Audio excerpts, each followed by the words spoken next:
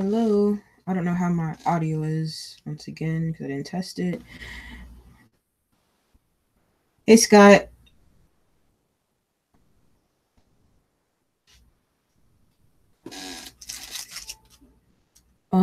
Okay. Hey, Uni.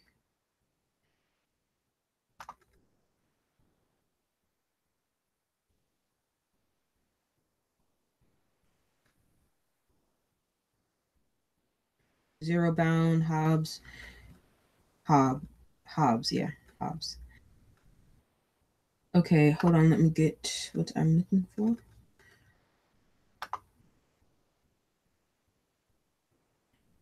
Okay.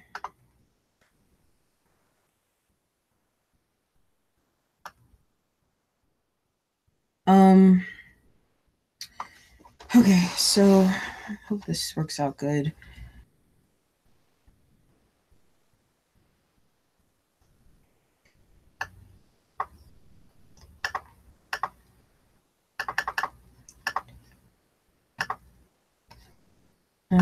Okay. Just getting my notes. I have a lot of stuff to go through. All right, let me take my headphones out. Hold on 1 second. Put some music on. And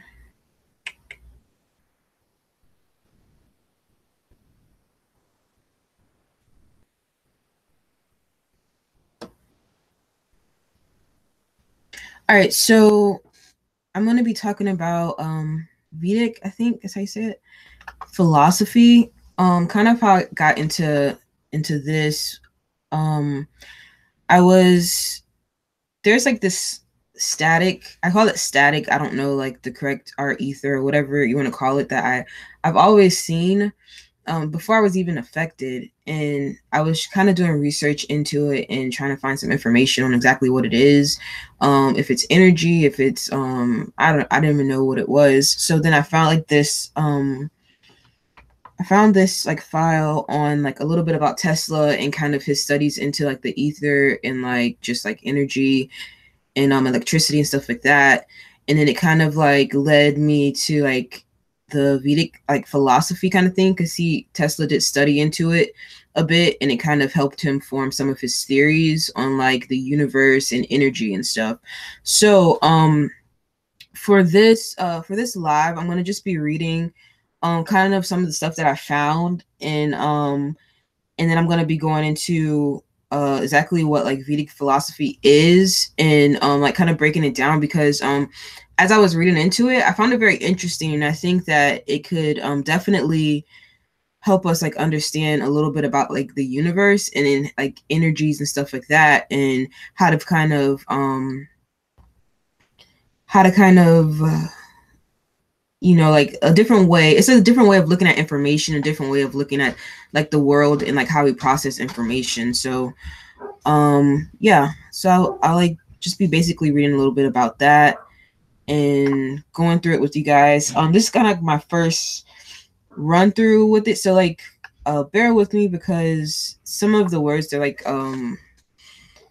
foreign. It's like a different language totally, but they have like they break down like the explanation of it and everything in a definition and kind of put it into like more like English words and stuff. So like bear with me because yeah, it's a little hard to understand. But I think we could figure it out. I'm gonna just look at the chat really quick.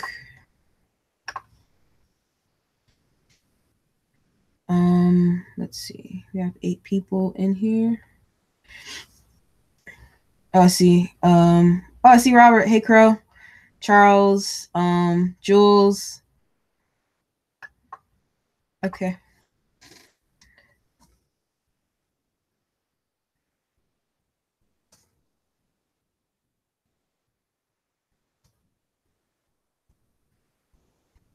All right. So, okay. So let me read into this. And like I said, please just bear with me. All right. So let me cut my music down a bit. All right, so as early as 1891, Tesla described the universe as a kinetic system filled with energy which could be harnessed at any location. His concepts during the following years were greatly influenced by the teachings of Swami. I tried to figure out how to pronounce like Swami's like last name, but it's just really hard. So Swami, you can look into him. Swami was the first of a succession of Eastern yogis who brought Vedic philosophy and religion to the West. After meeting the Swami and after continued study of the Eastern view of mechanisms driving the material world, Tesla began using the Sanskrit words in Aqsa, I think that's how you pronounce it, prana, and the concept of luminiferous ether to describe the source, existence, and construction of matter. All right. So Tesla patented what one day may become the most famous invention. It is the basis, it is the bias for the wireless transmission of electrical power, and is known as the Tesla coil transformer. It was during this year that Tesla made the following comments during a speech before the American Institution of Electrical Engineers. Many generations pass. So this is like Tesla's like this is a quote from Tesla. Many generations pass, our machinery will be driven by a power obtainable at any point in the universe. This idea is not novel. We find it in the delightful myth of Atheus, who derives power from the earth. We find it among the subtle speculations of one of our splendid mathematicians. Throughout space, there is energy. Is this energy static or kinetic? If static, our hopes are in vain. If kinetic, and this we know it is for certain, then it's a mere question of time when men will succeed in attaching their machinery to the very wheelwork of nature. Which I found like interesting because, I mean, maybe that's kind of, I don't know, maybe that's kind of what's going on. Maybe they have figured out how to attach machinery to the very wheelwork of nature, and like shifting us everywhere. I don't know. Okay, so moving forward, this description of physical mechanisms of the universe was given before Tesla became familiar with the Vedic science of the Eastern nations of India, Tibet, and Nepal. This science was first popularized in the United States in the West during the 3-year visit of Swami. Okay, so the Vedas are a collection of writings consisting of hymns, prayers, myths, historical accounting, dissertations on science and the nature of reality, which date back at least 5,000 years.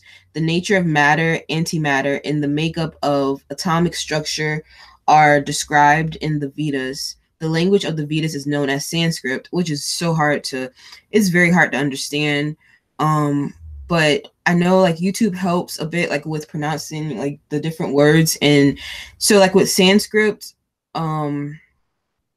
it's one word, which I mean, I found interesting because like in that kind of like language, one word is like a whole like paragraph in the English language, you know what I mean? Which I thought was kind of interesting because I know I talked about that before as far as like I feel like the English language kind of limits us in expressing our feelings.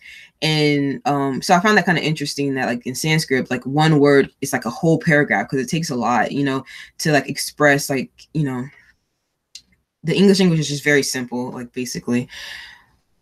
So the origin of Sanskrit is not fully understood. Western scholars suggest that it was brought into the Himalayas and then south into India by the southward migrations of Aryan culture. There are words in Sanskrit that describe concepts totally foreign to the Western mind. Single words may require a full paragraph for translation into English. All right, so this is let me see. This is something from it's called Man's Greatest Achievement. It was like an article, like I think back in like the 1900s that was posted. So I have that here for whatever reason. So I'll read it to you guys.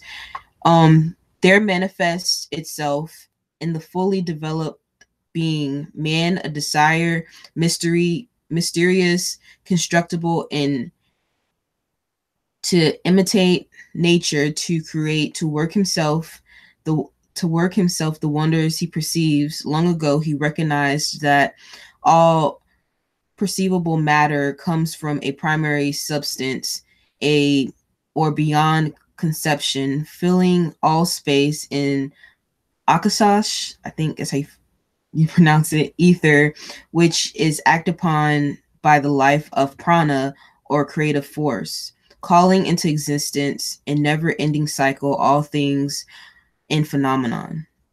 The primary substance thrown into swirls of velocity becomes gross matter, the force subsiding, the motion ceases, and matter disappears, reverting to primary substance. Yeah, it's very hard to understand.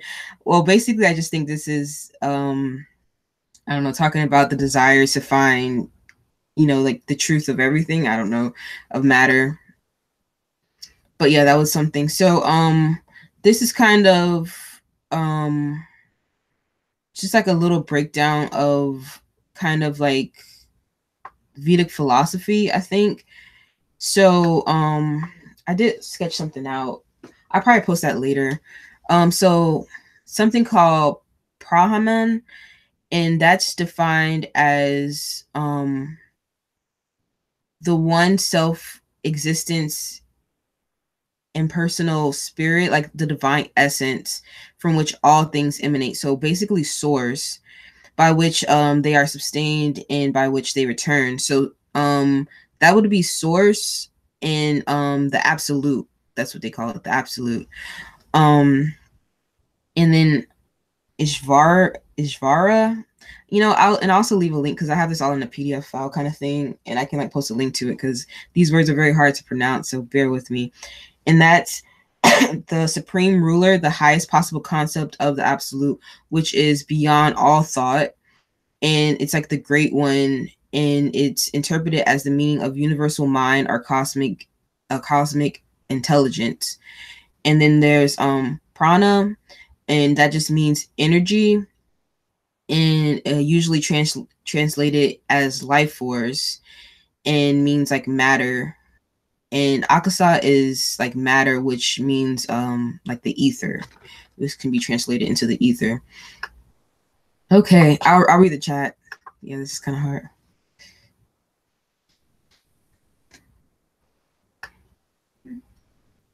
Okay, I see Sarah. Hey, Sarah.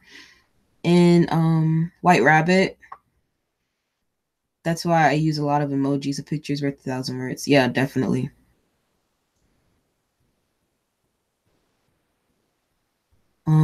Okay. So let me continue. Okay, although Tesla did not accept many of the tenets of relativity and quantum theory and never made the connection between matter and energy, he did recognize the possibility of free and unlimited energy, as demonstrated by the following statement. Can man control the grandest, most awe-inspiring in all processes in nature? If he could do this, he would have powers almost unlimited and supernatural. He could cause planes to collide and produce his suns and stars, his heat and light. He could develop life in all its infinite forms. Such powers would place him beside his creator, make him fulfill his ultimate destiny. And that was a quote from Tesla. All right, so that's basically what I found on it. Sorry I butchered pretty much that whole thing, but yeah, that's pretty much all what I found on Tesla when it in like reference to like what the ether is and stuff like that. So I have to definitely do more research into like what I'm seeing, because I really don't understand it fully, but I did find it interesting, the Vedic philosophy. So I thought that I might kind of like go more into depth with that, and kind of like how they think of the world, and like kind of processes the world, and because it's a different way of thinking, and I think we need a different way of thinking, because what we were taught is wrong, and so why not look for different perceptions and stuff. All right, so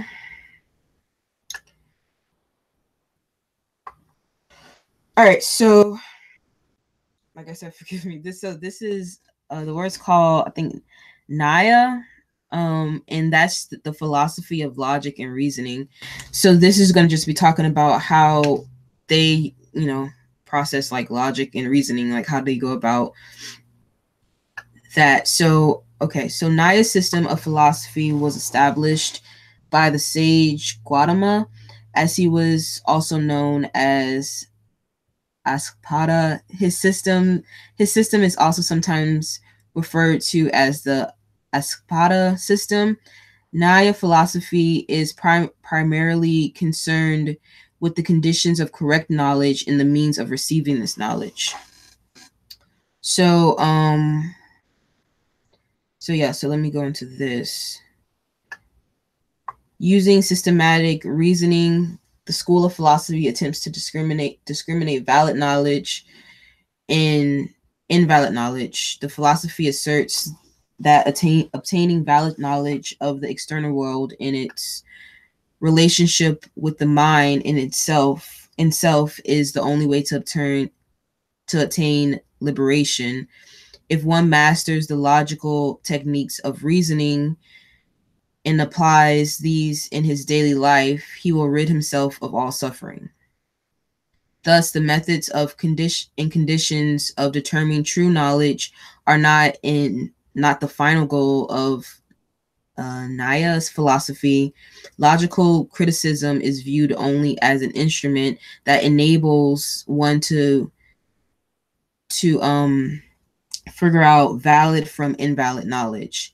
The ultimate goal of this philosophy, like that of other systems of Indian philosophy, is liberation, the absolute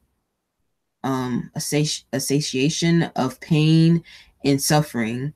This philosophy of life, even though it is mainly concerned with the study of logic,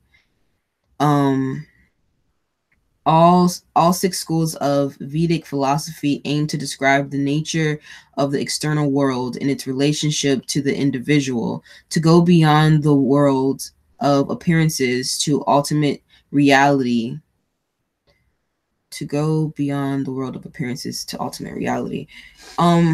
That's interesting. So is that saying like to go beyond what you perceive to like what the actual truth is? Reality, and to describe the goal of life and the means of attaining this goal. In this attempt, the six philosophies divide their course of study into two major categories: the study of unmanifested reality and the study of manifested reality. In this philosophy, both aspects of reality are divided into 16 major divisions called Parthas. Okay, yeah. So it kind of goes into these 16 different things. So a lot of stuff listed. Pramana, the source of valid knowledge, perception, ordinary, indeterminate,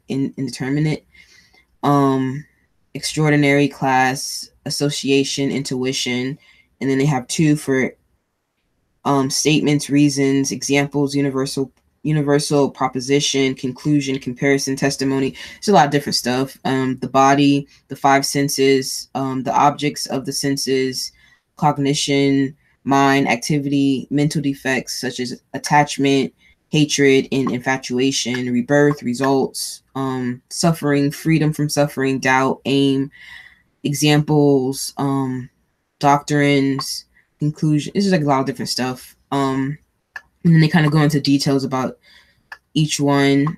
So let me go down. I'll read the chat. Hey Dead, I see Dead in there.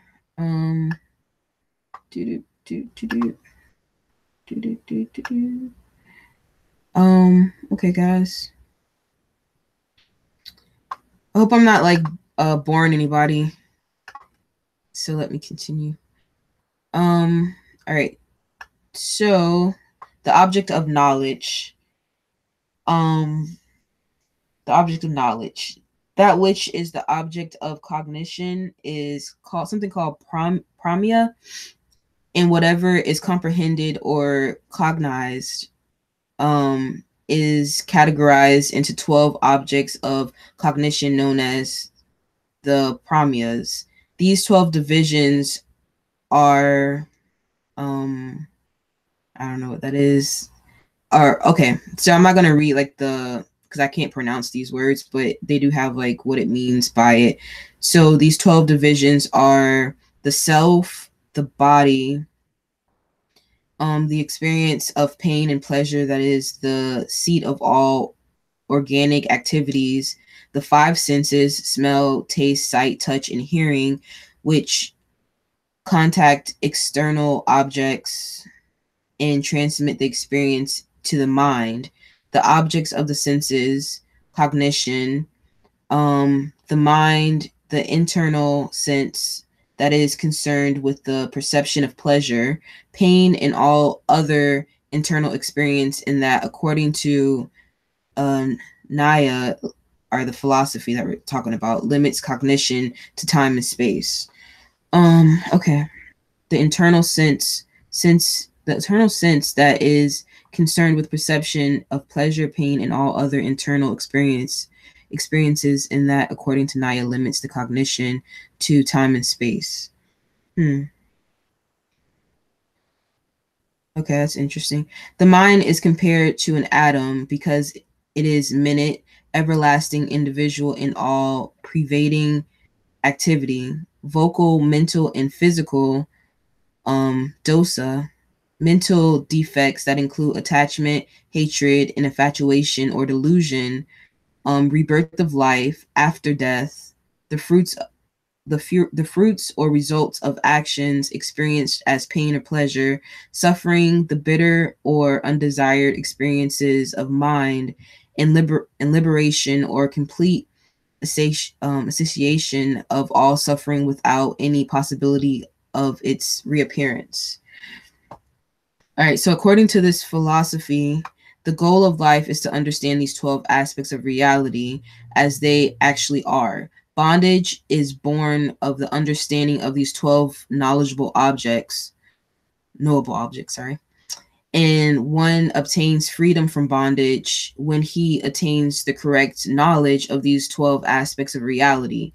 Most of the time, however, this knowledge remains incomplete, and the means of attaining comprehension of reality is not learned, so defective or invalid knowledge is maintained. In order to cast off this invalid knowledge, this philosophy provides a profound method of determining valid knowledge, and I guess invalid knowledge. All right, so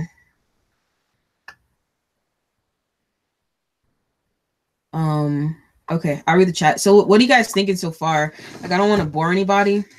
Let me see. I'll refresh this. I think it's interesting. It's kind of basically saying like let me see what you guys are saying.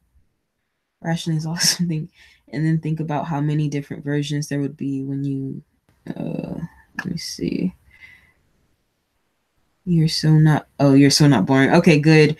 I don't want to bore anybody. I just found this interesting, so I thought but I'm learning it with you guys because I haven't read this through yet. So I'm trying to understand the different concepts. Like, this is a different way of thinking, you know, totally. So yeah. Yeah, it's teaching us a different way to look at knowledge, different way of looking at reality, and how to process that from what's valid and what's not. And then we have to look outside of our own perceptions and see things for what they are and not what we perceive them to be, which is hard because I thought everything's perception, you know, but maybe there's a way to look outside of like our own, you know, personal biases. I don't know. So let me continue. Okay, let's see. So this is studies this is studies under the category of prominent doubt. Doubt is the state in which the mind wavers between conflicting views regarding a single object. In a state of doubt, there are at least two alternative views. Neither of which can be determined to lead to a state of certainty. Neither is it a mere reflection of knowledge, nor is it invalid knowledge. So doubt is not a reflection of knowledge, nor is it a reflection of invalid knowledge. It is a positive state of cognition, but the cognition is split in two and does not provide any definite conclusions. Okay, which makes sense. So we'll skip past Leos. All right, so the next one is aim. And without aim or a target, no one can perform any action. It does not matter whether the aim is fully understood or just presumed. One acts either to achieve desirable objects or to get rid of undesirable ones. These desirable and undesirable objects that motivate one's activities are known as, and I cannot pronounce that word. All right. Example. Example to illustrate a common fact and establish an argument. This is a very important aspect of reasoning. For frequently a useful example can be accepted by both parties involved in a discussion without any difference of opinions. Okay, example. Doctrine is, did I skip one? No. Doctrine is an axiomatic pulsate that is accepted as the truth and serves as the foundation of the entire theory of a particular system of philosophy. Okay. This accepted truth might be derived either from direct experience or from reasoning and logic. Inference strongly emphasizes describing the minute complexities of the promenas, the source or method of receiving correct knowledge. Among these methods, inference is the most important source of correct knowledge, and this theory therefore provides a technical method to test the validity of inference. If an inference contains 5 necessary constitutes, then it can give correct knowledge. And then the 5 would be statement, reason, example, universal proposition, and conclusion. Then we have hypothetical argument. And all the systems of Indian philosophy agree that it is simply the mind's jabbering and creates confusion and misunderstandings within and without. Because the mind is clouded by its own modifications, it is very important to wash out these confusions before attempting to understand something solely through the mind. Okay, so that makes a lot of sense. So hypothetical argument. So before we can ever find an understanding of something, we have to wash out confusions. That because our minds are clouded by its own modifications. That makes a lot of sense. For this purpose, this philosophy discusses the possible problems of the mind and clarifies its confusions using the process of Tarka. Tarka is a process of questioning and cross-questioning that leads to a particular conclusion. It is a form of suspicions that can be used as an aid in attainment of valid knowledge. Tarka can become a great instrument for analyzing a common statement and for trying to find valid knowledge from invalid knowledge. And the conclusion is a certain knowledge that is attained by using legitimate means. Discussion is kind of debate between two parties. Okay, we get that. Wrangling is the process by which the exponent and opponent both try to attain victory over the other without making an honest attempt to come to the truth. There is an involvement of ego instead of a search for knowledge. Wrangling contains all of the characteristics of a valid debate, except that of aiming to discover truth. So wrangling is basically just having a debate with someone, not hearing both sides. irrational reasoning.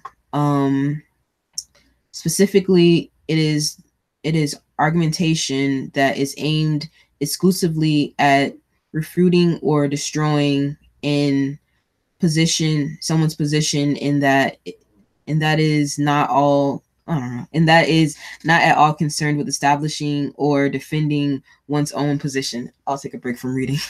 I'll read the chat. So, like, what are you guys thinking so far?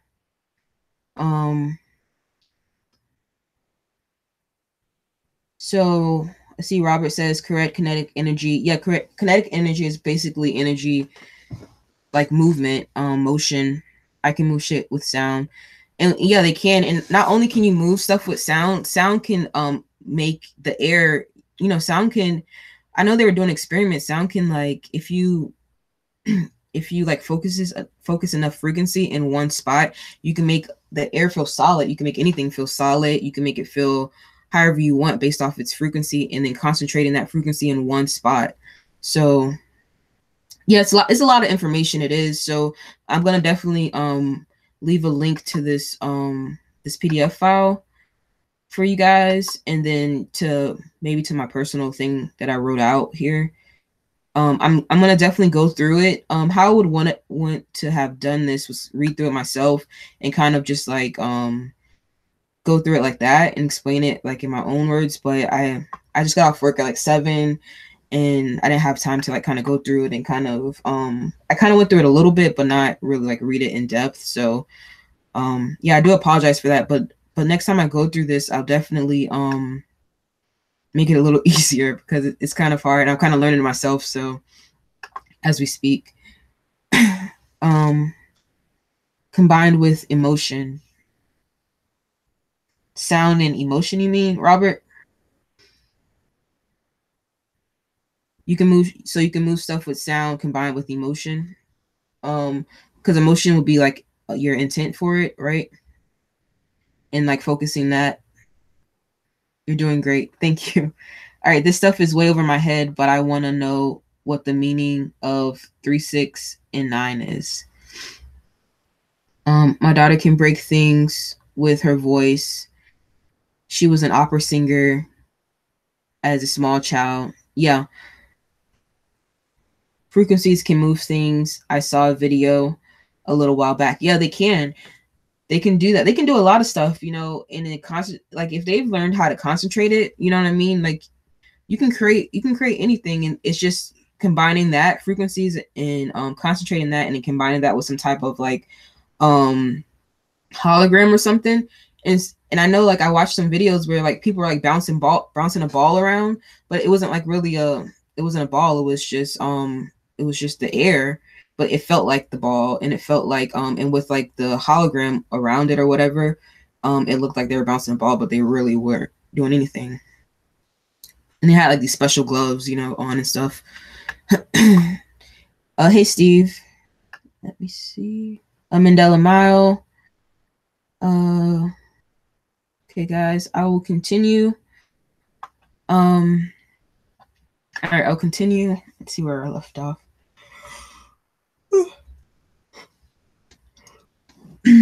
Okay. I don't think crap, I lost my place. I think I left off with irrational reasoning. All right, so then next they have unfair reply. And here it is used to, let me see. Unfair reply is like when you mean to cheat or fool someone. In unfair reply, one takes a word or phrase that has been used in a particular sense, pretends to understand it in a sense other than that which it was intended, and then denies the truth of this deliberate misinterpretation of the original speaker's words. So a reply, it takes a phrase or word, then pretends to understand it, and then denies the truth of it. Okay. I think we see that sometimes. All right, so let's go down. So let me see. Pranama think that's how you pronounce it. The source of valid knowledge. So let's go through this one. So in this philosophy, so it's called like the Nyaya philosophy, knowledge is divided into two major categories. And they have words for it, and I think this is Sanskrit, I'm not sure. But they have words for it that, I mean, I wouldn't even know how to even begin to pronounce it. It's just like random, it looks like random letters just put together. But I know I could look up the pronunciation if I really wanted to, which I might, because you know, it might be good to learn something else, you know, something different. All right, so in this philosophy, knowledge is divided into two major categories: experiential knowledge and then memory. Experiential knowledge is received through the four problems mentioned above: perception, inference, comparison, and testimony. The second type of knowledge, that which is based on memory, is derived from the storehouse of one's own mind. But ultimately, these memories also depend on experiential knowledge, because no one can remember something that he has not experienced. Okay, that's true. During the process of remembering, a memory is called up from its storehouse and is then received as knowledge of an object. These two major categories of knowledge can be divided into two parts: valid and invalid. In the language of this philosophy, valid knowledge is called prama, and non-valid knowledge is called aprama, I think, or aprama. Prama can be received through perception, inference, comparison, and testimony. Therefore, there are four types of valid knowledge based off these four meanings. Aprama or aprama, I'm not sure, is divided into doubt, faulty cognition, and hypothetical argument. Certain cognition, such as the visual perception of a chair, is valid knowledge because the knowledge is presented directly to the senses as it is real, as it really is. Sorry.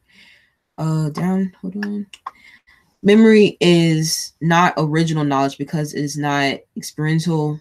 It is a mere reproduction of experiential knowledge. Knowledge based on memory may be either valid or invalid depending on the correctness of the recollection and the knowledge that occurred in the past. A doubtful cognition cannot be called valid because it is not definite knowledge. Faulty cognition, likewise, cannot be called valid, and hypothetical argument cannot be valid because it's not knowledge. All right, so according to this philosophy, true knowledge is that which corresponds to the nature of its objects.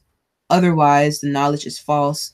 To perceive a thing in its true nature is true knowledge. For example, knowledge of a red rose is true if the rose is really red, but the knowledge of a red rose as white is not true because the rose is not white. How can one know if the rose is truly red and not white? That that just went over my head. I don't even know. I'll read that one more time. Hold on. No! Sorry, that's my family. They're very loud. All right, so let me read that one more time. So to perceive a thing is true. To perceive a thing in its true nature is true knowledge. For example, the knowledge of a red rose is true if the rose is really red, but the knowledge of a red rose as white is not true because the rose is not white. How can one know if the rose is truly red and not white? How is it possible to prove the validity or falsity of knowledge? This philosophy says that the validity or invalidity of knowledge depends on its correspondence or non-correspondence to the facts. All right, I'm gonna read the chats because yeah. Let's see what you guys are saying.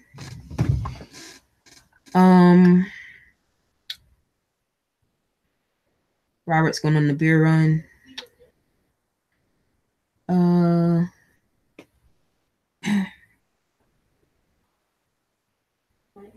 You guys talking about music. Old Madonna almost sounds like Chipmunk. Okay, so let me continue. I have like another 15 minutes. Let me see if I can wrap this up somewhere, and then I will continue. I will continue a little bit better in the next stream. If you guys want to hear about it, so just like leave comments if you guys still want to hear about this. I can talk about something else. So then it goes now into perception. So I'll read this. Most people believe that whatever is experienced through perception must be true, as they do not further test the data that are received via the senses. This philosophy, however, I keep saying this philosophy just because I don't know how to pronounce the word, however, is critical in this respect and makes a thorough examination of perception.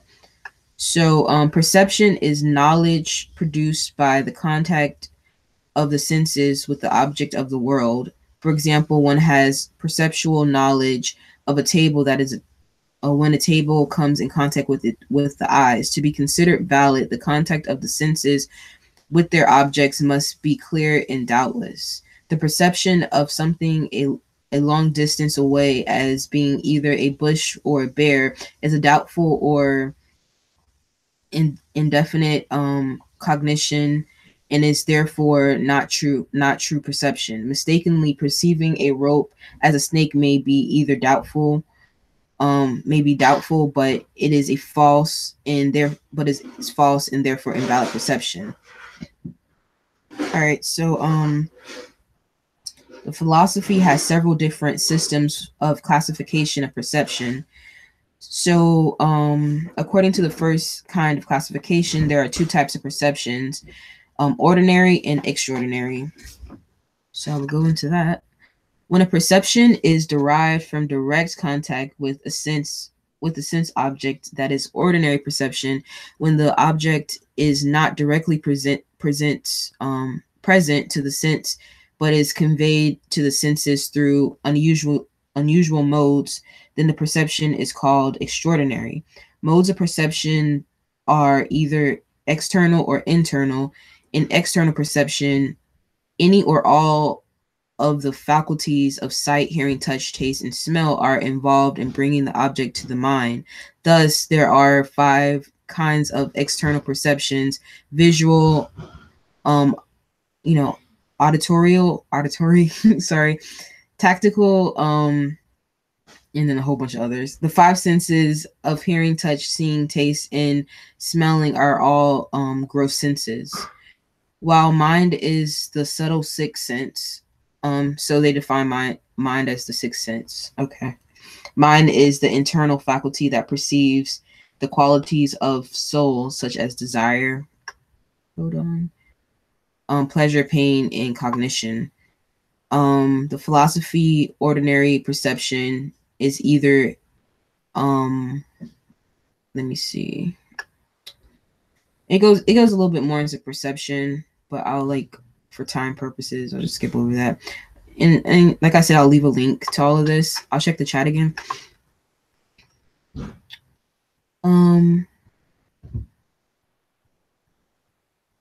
Let's see. Oh, I see Scott. Hey, Scott. Oh, yeah. I gotta get off here soon.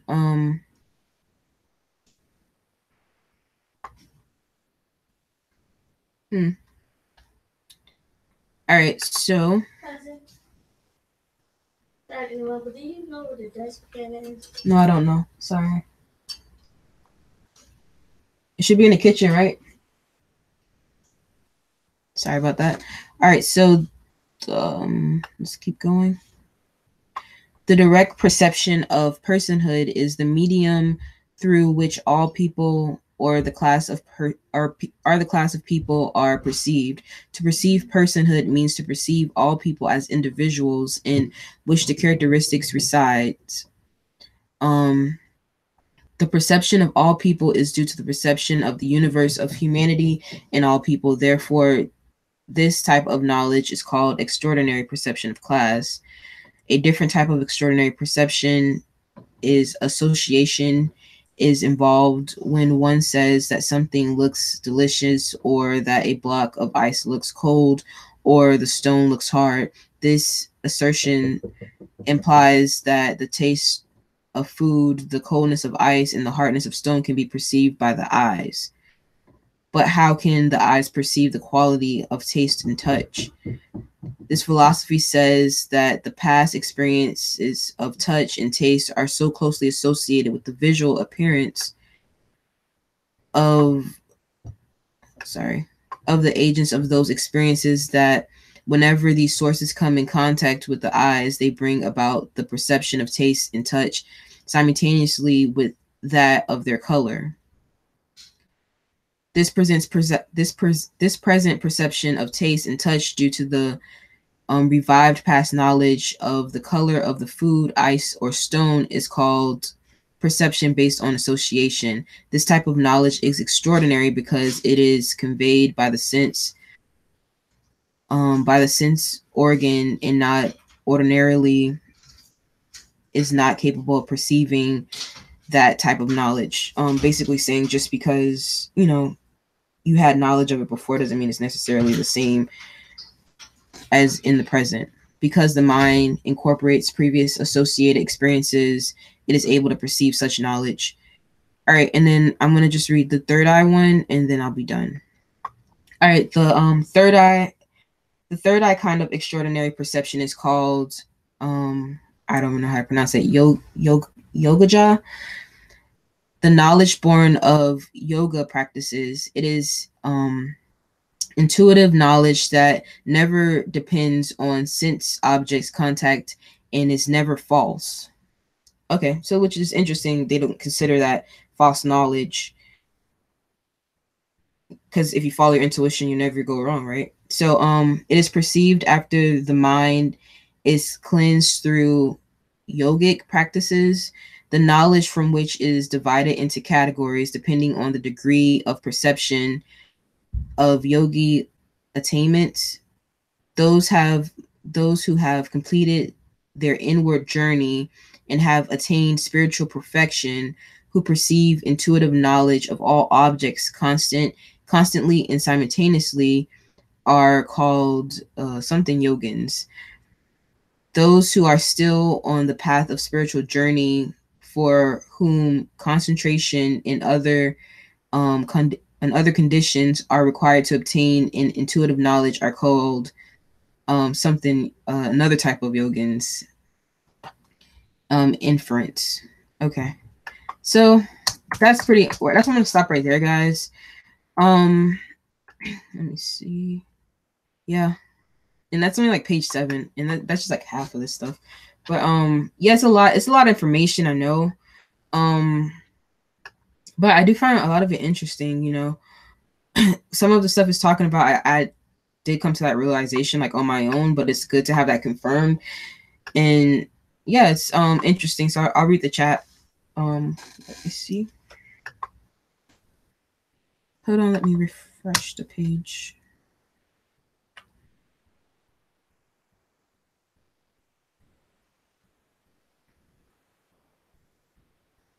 Um, 21 people watching. Come on, chat. Wait, the chat's not coming up. I'll look on it on my phone.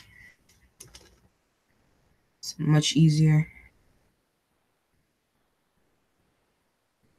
Okay.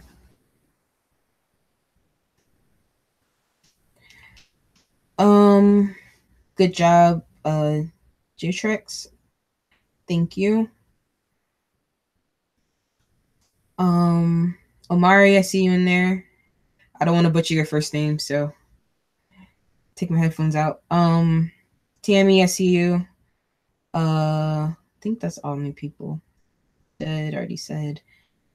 Paul, Rash 25, I heard that 90% of what we interpret is supposedly done with our eyes, but something like my dog uses mostly the sense of smell.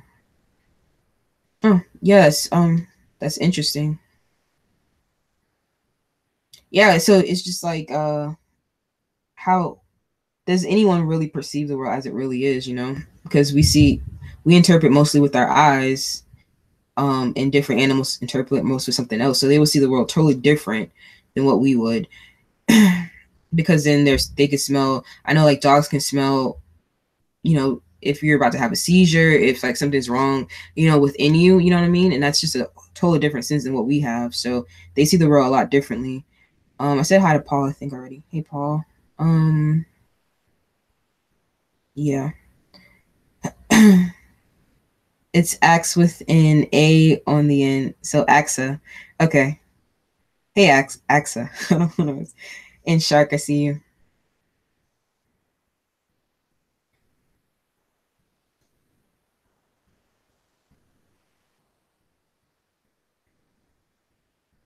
All right, so I'll play a song for you guys, and then I'll get off because I know Scott's coming on. Let me see. I was gonna do.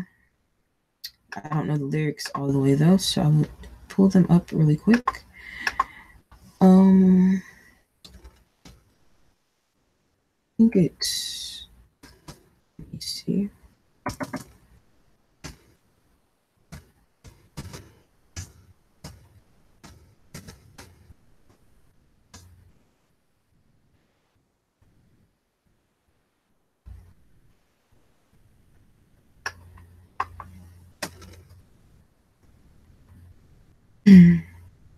All right, so hopefully I don't mess up the song too bad. Let me see. Yeah, I'll just do like the first half because I only have 5 minutes.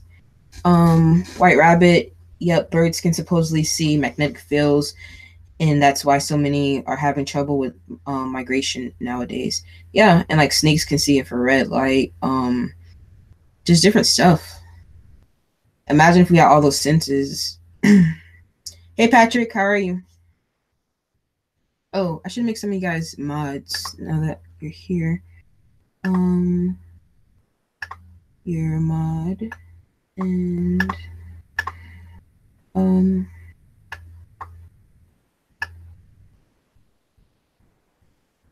and Mandela mod.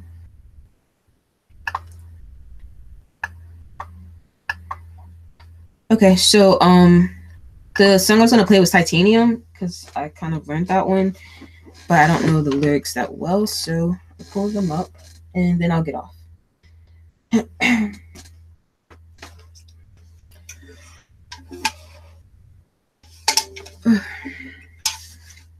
Bear with me. I'm very, very tired. I didn't really tune. Should be fine though.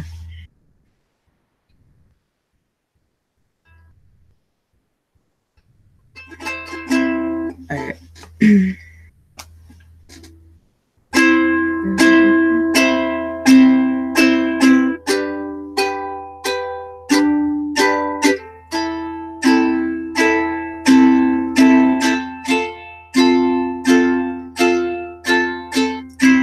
Shout it out, but I can't hear a word you say.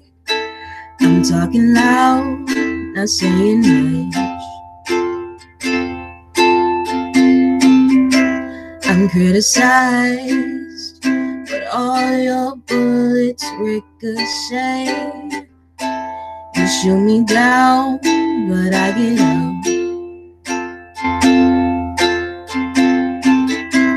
I'm bulletproof, nothing to lose. Fire away, fire away. Ricochet, can't take your aim. Fire away, fire away. You shoot me down, but I won't fall. I am titanium. You shoot me down, but I won't fall. I am titanium.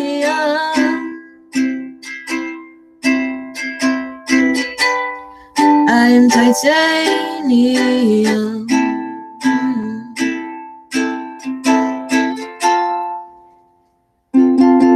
All right, so there it is. Hope you guys enjoyed. In 2 minutes, I'm gonna get off now, and thank you guys for sticking around. I know that was a lot of information. I will definitely make it easier next time. Next time I go into it, and like leave a comment. You know, if you guys want to continue to hear about it. I think it's interesting, but you guys might not, and I don't want to like bore you guys like reading this whole like it's like 80 pages. Not to say I would go through all 80 pages, but it's a lot of information. I just think it's really interesting But my original goal, goal that I wanted to do was kind of learn more about the ether and stuff. So I might actually just talk more about that, unless you guys want to hear more about like the Vedic like philosophy and stuff. I can just kind of maybe simplify everything and kind of go over it quickly in like not in a live, but maybe just in a video and post that. And then, but I really did want to go more into like the ether and like just more about energy and like vibrations, frequencies. I just think we should really study more into that as well. Yeah, so I'll read the comments. Okay, guys. I love you too. And I'll see you guys in Scott's chat. Like I said, I might be like maybe 20 minutes, 15 minutes late. So I'm sorry, Scott. And yeah, so I'll end the stream. All right, bye guys.